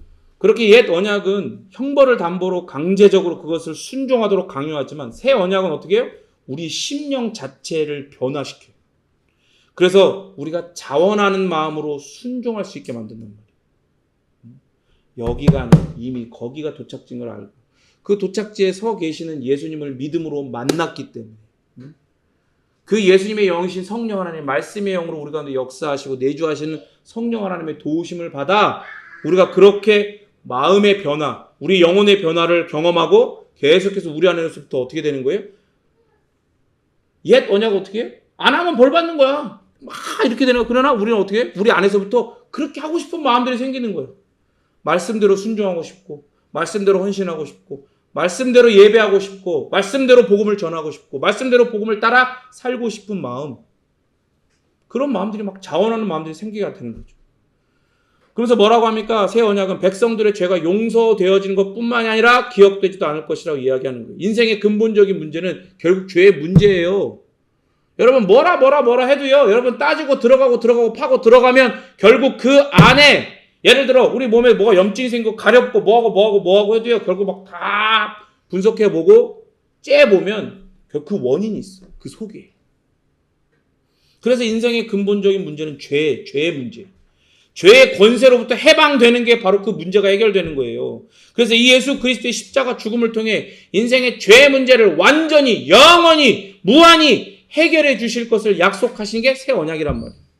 약속 그대로 예수님은 백성들의 죄를 용서하시고 기억하지 않으시겠다는 새 언약을 완벽하게 성취하시죠. 십자가에서. 그리고 부활하시고. 믿으십니까? 한편 옛 언약과 새 언약은 모두 하나님에 의해 주어진 선물이라는 것도 알아야 돼요. 왜? 옛 언약 갖다 버려. 율법 필요 없어. 이런 게 아니라 구원에 있어서는 율법은 아무런 기능이 없어. 아까 얘기했죠. 표지판이니까. 그렇죠? 그런데 이제 표지판이 어떤 기능을 하는 거예요? 표지판이 자, 여기서부터 여기까지가 바로 하나님의 다스림이 가득한 하나님의 나라입니다. 우리는 바로 여기에 살고 있습니다. 이거를 가르쳐 주는 거예요. 무슨 말인지 이해가 돼요? 그래서 이 십계명이 우리의 삶의 틀이 돼. 우리의 삶의 틀. 그래서 이 십계명 안에서 하나님 나라의 아름다운 백성의 삶의 모습을 배워가고 심지어 성령 하나님께서 그 삶의 모습으로 이 십계명으로 우리의 심령을 지키시고 우리의 삶을 지키시는 걸 경험하게 되는 거예요. 그러면서 뭘 누려요 그 안에? 제가 얘기했죠. 십계명은 마치 포장지 같다고. 선물 박스 같아요. 우리의 삶의 틀인 동시에. 그래서 그 안에 뭘 담아두시는 거예요? 요즘 말씀하신 산상수훈에서 팔복을 담아두셨단 말이에요. 팔복을. 그 팔복을 우리의 삶 가운데 누려가는 거예요. 행복하게. 그걸 경험하는 거예요. 그걸. 그런 면에서 옛 언약과 새 언약은 연속성과 공통점 이런 것들이 있다는 걸 알아야 되는 거예요. 그래서 하나님께서는 당신의 언약을 여러 차례 확증하셨어요. 그러나 이 언약의 성취는 오늘 이 본문의 말씀을 통해 오직 누구를 통해? 오직 그리스도만을 통해 바로 아브라함의 자손으로 오시는 예수 그리스도만을 통해 성취된다. 그래서 유대인들은 아브라함의 언약의 일부로서 확실히 많은 특권들, 책임들을 누렸어요. 아까 얘기한 것처럼 하나님 약속, 이 두 가지를 복을 약속하시면서 이렇게 우리 눈에 겹쳐 보인다 그랬잖아요. 근데 실제로 이들은 역사 가운데 다윗 왕족 가운데 많은 것들을 누리고 그들이 막 하나님의 말씀을 맡고 하는 그런 많은 복들 그리고 또한 책임들을 누렸단 말이에요. 그러나 이걸 못 본 거야. 이걸 명확히 깨닫지 못한 거예요. 그러니까 어떻게 되는 거예요? 이게 전부라고 생각하고 이걸 갖고 이걸 해석하려고 한 거예요. 그러니까 어떻게 돼요? 율법이 뭐가 돼버려요? 율법이 구원의 수단, 의의 수단이 되어버린 거지. 변질된 거예요. 그렇지만 그것들을 성취하는 것 그리고 모든 민족들의 복이 되게 하는 것은 이스라엘 백성들이 아니라 누구의 역할인 거예요? 따라합니다. 메시아의 역할. 예수님이 하신 역할인 거예요. 그래서 아브라함이 받은 언약들은 오직 그리스도만이 이루셔요. 그래서 그 언약들은 유대민족 이스라엘 속에만 있는 게 아니라 그리스도 안에서 그리고 그리스도를 통하여 그 언약들은 그리스도 안에 믿음으로 연합된 모든 성도들에게 적용돼요. 아까 얘기했죠. 역사와 하나님의 역사 이 두 개가 겹쳐 보인다고. 지금도 마찬가지예요. 여러분 우리 똑같이 여기서 지금 예배드리고 있잖아요. 나는 몰라. 그러나 하나님은 보이는 거예요. 우리에게 이것만 보이는 사람이 있고 하나님의 눈에 이게 같이 보이는 사람이 있는 거예요. 이해가 돼요? 네? 이해가 돼요? 하나님의 눈에는 믿음으로 말미암아 아브라함의 그 자손들이 된 사람들이 보이는 거예요. 그런 자들에게 아브라함에게 약속하셨던 그 모든 복들이 더 선명하게 예수님 주신 거예요. 팔복으로 보여주신 거예요. 그걸 누리게 되는 거예요. 그래서